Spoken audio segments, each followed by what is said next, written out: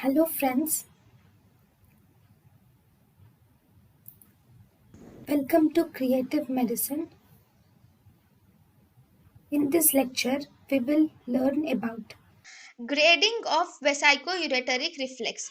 According to the MCU, that is micturating cystoureterography grading of vesicoureteric reflex, we have 5 grades. First, in grade 1, there is reflex is seen into the non-dilated ureter. The ureter is completely normal. Into the non-dilated ureter, the reflex is seen. That is grade 1. Then in grade 2, the pelvis and ureter, the reflex is seen into the pelvis and the calyces also.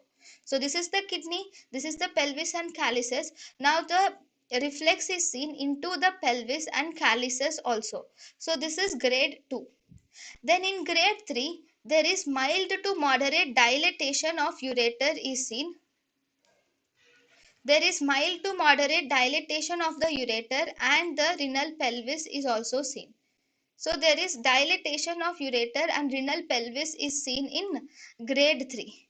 Then in grade 4, there is dilatation of calyces and pelvis and calyces are seen with calyceal blunting. Dilatation is seen and calyces are also blunted. They are not sharp. Blunting is seen. Then finally in grade 5 there is gross dilatation with tortuosity of ureter is seen and loss of calyces. So this is grade 5.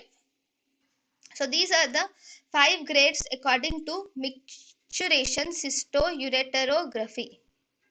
These are the grades for vesicoureteric reflex.